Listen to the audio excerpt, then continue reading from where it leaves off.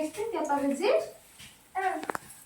ಒಂದೇ ಸಾಕಾ ಗುಂಡ ಯಾಕೆ ಹಿಂಗೆ ಕೂಕೊಂಡಿದ್ಯಾ ಬಜ್ಜಿ ಅಪ್ಪಚ್ಚಿ ಬಜ್ಜಿ ಬೇಕು ಅಂತ ಪ್ಲೇಟ್ ಇಟ್ಕೊಂಡು ಸಕ್ಕರೆ ಬಿಡ್ಕೊಂಡು ಕುಂತೈತೆ ಮಗ ಬಜ್ಜಿ ಕೊಡು ಬಜ್ಜಿಗ ಗುಂಡ ಎಷ್ಟು ಬೇಕು ತೋರ್ಸು ಅಷ್ಟಂದ್ರೆ ಮತ್ತೆ ನೀನು ಒಬ್ನಿಗೆ ಸಾಕಾಗ್ತಾವೆಲ್ಲ ಏನಾ ಸುಡುತ್ತೆ ಅಮ್ಮನ ತಗೊಂಡೋಗಿ ತಿನ್ಕ ಮಾಮ ತಿನ್ಸುತ್ತಿಲ್ಲ ಅಂದ್ರೆ ತಾಣೋಗಿ ನಿಮ್ಮ ಅಮ್ಮ ತಗೊಂಡೋಗ ಅಲ್ಲಿಗೆ ತಾಂಡೋಗಿ ಹಿಡ್ಕೊಂಡೋಗ ಅಲ್ಲಿ ಯಾರಿಸಿ ಮಾಡು ಉಪ್ಪು ಮಾಡ್ಬೇಕು ಸುಟ್ಟ ಹಾಂ ಹುಷಾರು ಸುಡುತ್ತೆ. ಎಲ್ರಿಗೂ ನಮಸ್ಕಾರ, welcome back to the channel. ತುಂಬ ದಿನ ಆಗೋಗಿತ್ತು ವಿಡಿಯೋ ಅಪ್ಲೋಡ್ ಮಾಡಿ. ಏನೋ ಅಪ್ಪ ನಾನು ಅಷ್ಟು ಎಫರ್ಟ್ ಹಾಕಿ ವಿಡಿಯೋ ಮಾಡಿ ಹಾಕಿರ್ತೀನಿ, ಬಟ್ ಅದಕ್ಕೆ ತಕ್ಕನಾದ ವ್ಯೂಸ್ ಬರ್ತಾ ಇಲ್ಲ ಅಂತ ಅಂದಾಗ ಇಂಟ್ರೆಸ್ಟೇ ಹೋಗಿಬಿಡುತ್ತೆ ನನಗೆ ಅದರ ಮೇಲೆ. ಎಷ್ಟು ಎಫರ್ಟ್ ಹಾಕಿದ್ರು ಏನೂ ಯೂಸ್ ಇಲ್ಲ ಅಲ್ವಾ ಅಂತ. ಬಟ್ ನನ್ನ ಪ್ರಯತ್ನ ನಾನು ಬಿಡಬಾರ್ದು, ಒಂದಲ್ಲ ಒಂದಿನ ಸಕ್ಸಸ್ ಆಗೇ ಆಗ್ತೀನಿ ಅನ್ನೋ ಹೋಪಲ್ಲಿ ಕಂಟಿನ್ಯೂ ಮಾಡ್ತೀನಿ. ಏನಪ್ಪ ಅಂದರೆ ಇದು ಲಾಸ್ಟ್ ಡೇ ಊರಲ್ಲಿದ್ದಿದ್ದು ವ್ಲಾಗ್. ಹಬ್ಬ ಎಲ್ಲ ಮುಗಿಸ್ಕೊಂಡು ವಾಪಸ್ ಬೆಂಗಳೂರಿಗೆ ಬರೋದಕ್ಕೆ ಎಲ್ಲ ರೆಡಿ ಮಾಡ್ಕೋತಾ ಇದ್ವಿ, ಬ್ಯಾಗ್ ಪ್ಯಾಕ್ ಎಲ್ಲ ರೆಡಿ ಮಾಡ್ಕೋತಾ ಇದ್ವಿ. ಅವತ್ತು ನಮ್ಮ ಅತ್ತೆ ಬಜ್ಜಿ ಮಾಡು ತಿನ್ನೋಣ, ಮೆಣಸಿನ್ಕಾಯಿ ಎಲ್ಲ ವೇಸ್ಟ್ ಆಗಿಬಿಡುತ್ತೆ, ನೀವೆಲ್ಲರೂ ಬೆಂಗಳೂರಿಗೆ ಹೋದರೆ, ನಾನಂತೂ ಅದನ್ನು ಮಾಡಲ್ಲ, ಎಲ್ಲ ಹಂಗೆ ಉಳ್ಕೊಂಬಿಡುತ್ತೆ, ಮಾಡಿಬಿಡು ಎಲ್ಲರೂ ತಿನ್ನೋಣ ಅಂತ ಹೇಳಿದ್ರು. ಹಾಗಾಗಿ ಬಜ್ಜಿ ಮಾಡಿದೆ. ನನ್ನ ಅಳಿಯ ಮೊದಲೇ ಪ್ಲೇಟ್ ತೊಗೊಬಂದು ಕುತ್ಕೊಂಡ್ಬಿಟ್ಟಿದ್ದ, ನಂಗೆ ಬೇಕು ಬಜ್ಜಿ ಅಂತ. ಅವ್ನು ಮಲ್ಕೊಂಡು ತಿನ್ನೋದು ಜಾಸ್ತಿ ಅಂತ ನೀಟಾಗಿ ಕುತ್ಕೊಂಡು ತಿನ್ನು ಅಂತ ಹೇಳ್ಕೊಡ್ತಾ ಇದ್ದಾರೆ ಅವರ ಮಾಮ. ಎಲ್ಲರೂ ಬ್ಯುಸಿ, ನಾವು ಬೆಂಗಳೂರಿಗೆ ಹೊರಡೋದ್ರಲ್ಲಿ ಬ್ಯುಸಿ, ರಮ್ಯಕ್ಕ ಅವ್ರವ್ರಿಗೆ ಹೊರಡೋದ್ರಲ್ಲಿ ಬ್ಯುಸಿ. ಹಾಗೆ ಹುಣ್ಸೆ ಹಣ್ಣಿತ್ತು ಮನೆಯಲ್ಲಿ, ಅದನ್ನೆಲ್ಲ ಕೊಡ್ತಾಯಿದ್ರು ನಮ್ಮ ಅತ್ತೆ. ರಮ್ಯಕ್ಕ ಕುತ್ಕೊಂಡು ಮುಗಿಸ್ಕೊಟ್ಬಿಟ್ಟು ಹೋಗ್ಬಿಡೋಣ ಅಂತ. ಇವಾಗ ಮೊಗ್ಗಾಗೈತೆ. ಯಾವಾಗ ಆಗ್ಬೇಕಿದ್ದು? ಇವಾಗ ಆಲೆ ಎಲ್ಲ ಫಸ್ಟಿಗೆ ಬಂದವೆಲ್ಲ ಕೀಳ್ತಾವ್ರೆ. ಇದು ನೋಡಿದ್ರೆ ಇನ್ನು ಇವಾಗ ಹೂವು ಆಗೈತೆ ಗಿಡ. ಅಂದರೆ ಇದು ಮುಂದಿನ ವರ್ಷಕ್ಕೆ ಬರುತ್ತೆ ಅನ್ಸುತ್ತೆ ಇವಾಗ ಹೂವಾಗಿರೋದು. ಇದರಲ್ಲಿ ಕಾಯಿದೆ ಬನ್ನಡ. ಇವಾಗ ಹುಣಸೆಕಾಯಿ ಹುಡಿಕೊಂಬಂದಿರೋ ಉದ್ದೇಶ ಜಜ್ಜುಣ್ಸೆಹಣ್ಣು ಮಾಡೋಕ್ಕೆ. Childhood memory. ಫಸ್ಟ್ ಟೈಮ್ ನಮ್ಮದ್ರಾಗ ಹುಣಸೆಕಾಯಿ. ಫಸ್ಟ್ ಹುಣಸೆಹಣ್ಣುಗಳು ಇವು ಚೆನ್ನಾಗೈತಾ? ಹಾಂ, ಇನ್ನೊಂದು ಐತೆ ಅದಾದ್ಮೇಲೆ ಏನು ಊರಿಗೆ ಹೊರಡಬೇಕು ಅಂತ ಎಲ್ಲ ರೆಡಿ ಮಾಡ್ಕೊಂಡಿದ್ವಿ. ಅಷ್ಟರಲ್ಲಿ ನಮ್ಮ ಮಾವ ಈ ಸಲ ನಮ್ಮ ಹುಣಸೆ ಗಿಡದಲ್ಲಿ ಹುಣಸೆಕಾಯಿ ಬಿಟ್ಟೈತೆ ಅಂತ ಹೇಳಿದ್ರು.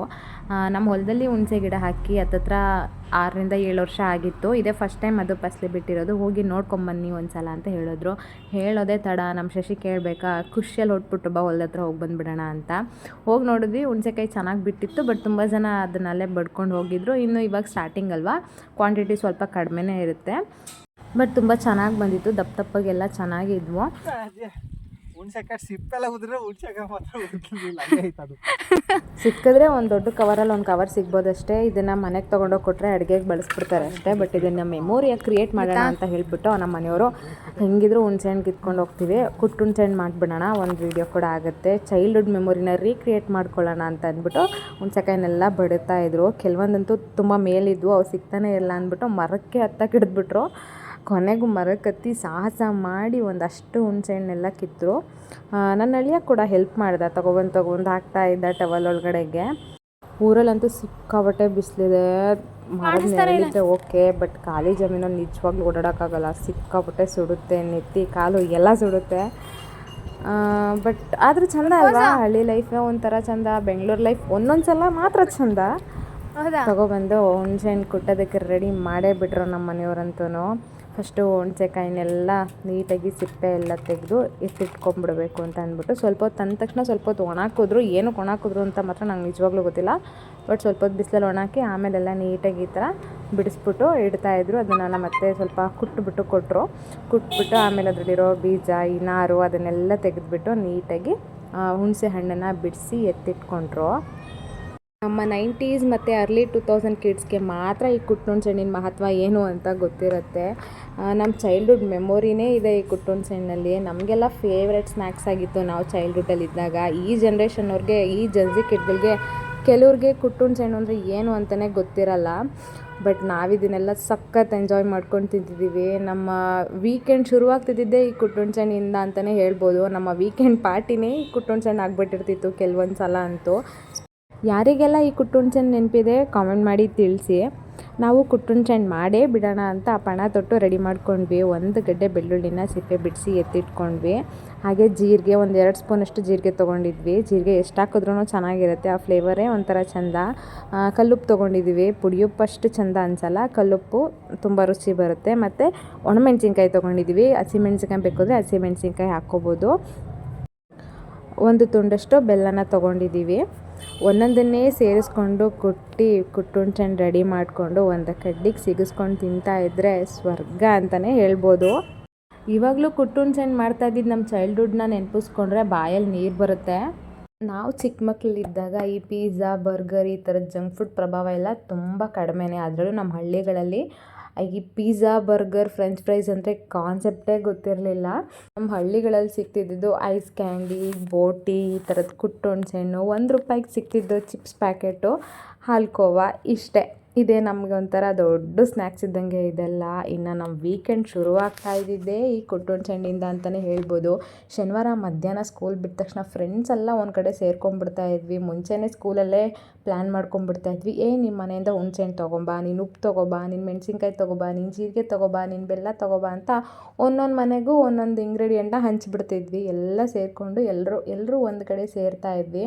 ಎಲ್ಲರೂ ತೊಗೊಬಂದು ನೀಟಾಗಿ ಅದನ್ನೆಲ್ಲ ಚೆನ್ನಾಗಿ ಕುಟ್ಟಿ ಒಬ್ಬೊಬ್ರೂ ಒಂದು 5-5 ನಿಮಿಷ ಕುಟ್ತಾಯಿದ್ವಿ. ಅದು ಚೆನ್ನಾಗಿ ಕುಟ್ಟಿದಷ್ಟು ಟೇಸ್ಟ್ ಜಾಸ್ತಿ ಆಗುತ್ತೇನೋ ಅನ್ನೋ ಥರ. ಆಮೇಲೆ ಅಲ್ಲಿ ಊರಲ್ಲೆಲ್ಲ ಅವಾಗೆಲ್ಲ ಸೋಗೆಗರಿದು ಕಡ್ಡಿ ಸಿಗ್ತಾಯಿತ್ತು, ಹಂಚಿ ಕಡ್ಡಿ ಸಿಗ್ತಾಯಿತ್ತು. ಅದೇ ನಮಗೆ ಲಾಲಿಪಾಪು. ಆ ಕಡ್ಡಿನ ತೊಗೊಬಂದು ನೀಟಾಗಿ ಕಟ್ ಮಾಡಿ ತೊಳ್ಕೊಂಡು ಅದಕ್ಕೆ ಸಿಗಿಸ್ಕೊಂಡು ಲಾಲಿಪಾಪ್ ಥರ ಮಾಡಿಕೊಂಡು ಚೀಪ್ಕೊಂಡು ಆಟ ಆಡ್ತಾಯಿದ್ವಿ. ಆ ಸ್ವರ್ಗ ಬಿಡಿ. ಆ ಲೈಫ್ ಅಂತೂ ಇವಾಗಿನ ಜನ್ರೇಷನ್ನವ್ರಿಗೆ ಅದರ ಅನುಭವ ಕೂಡ ಇರಲ್ಲ, ಅದು ಸಿಗೋದೂ ಇಲ್ಲ. ಅದು ಏನಿದ್ರು ನಮ್ಮಂಥ 90s ಮತ್ತು ಅರ್ಲಿ 2000 ಕಿಡ್ಸ್ಗೆ ಮಾತ್ರ ನೆನಪಿರುತ್ತೆ. ಇವಾಗೆಲ್ಲ ನಮಗೇನಾದರೂ ಬೇಕು ಅಂದರೆ ಫೋನಲ್ಲಿ ಆರ್ಡ್ರ್ ಮಾಡಿದ ತಕ್ಷಣ ಪಟ್ ಅಂತ ಮನೆ ಬಾಗಿಲಿಗೆ ಬಂದುಬಿಡುತ್ತೆ. ಏನು ತಿನ್ನಬೇಕು ಅನಿಸಿದ್ರು ಎಷ್ಟೊತ್ತಿನಲ್ಲಿ ಬೇಕಾದರೂ ಆರ್ಡ್ರ್ ಮಾಡ್ಕೊಂಬಿಡ್ಬೋದು. ಆದರೆ ನಿಜವಾದ ಸಂತೋಷ ಇದ್ದಿದ್ದು, ನಿಜವಾದ ಇನ್ನೋಸೆನ್ಸ್ ಇದ್ದಿದ್ದು ಆವಾಗಿನ ಕಾಲದಲ್ಲೇ. ಆವಾಗಿನ ಕಾಲ ಅಂತ ಅಂದರೆ ಯಾವುದೋ ಜಮಾನ ಅಲ್ಲ, ಅದೇ ನಾನು ಹೇಳಿದ್ನಲ್ಲ ನಮ್ಮ 90s ಮತ್ತು ಅರ್ಲಿ 2000ಅಲ್ಲಿ. ಅದರಲ್ಲೂ ನಮ್ಮ ಹಳ್ಳಿಗಳಲ್ಲಿ ಒಂಥರ ಸಿಂಪಲ್ ಲೈಫು, ಬ್ಯೂಟಿಫುಲ್ ಲೈಫು. ಅದೆಲ್ಲ ಮತ್ತೆ ನಿಜವಾಗ್ಲೂ ಸಿಗೋದಿಲ್ಲ. ಈ ವಿಡಿಯೋ ಮೂಲಕ ಮತ್ತೆ ನಿಮ್ಮನ್ನೆಲ್ಲ ಒಂದು ರೌಂಡ್ ನಮ್ಮ ಬಾಲ್ಯಕ್ಕೆ ಕರ್ಕೊಂಡೋಗಿ ಬರೋ ಒಂದು ಸಣ್ಣ ಪ್ರಯತ್ನ ಅಷ್ಟೇ. ನಿಮಗೆಲ್ಲ ಈ ಥರದ್ದು ನೆನಪುಗಳೇನಾದರೂ ಇದ್ದರೆ ಕಮೆಂಟ್ ಬಾಕ್ಸ್ನಲ್ಲಿ ತಪ್ಪದೇ ತಿಳಿಸಿ. ನನಗೂ ತಿಳ್ಕೊಳ್ಳೋ ಕ್ಯೂರಿಯಾಸಿಟಿ ಇದೆ.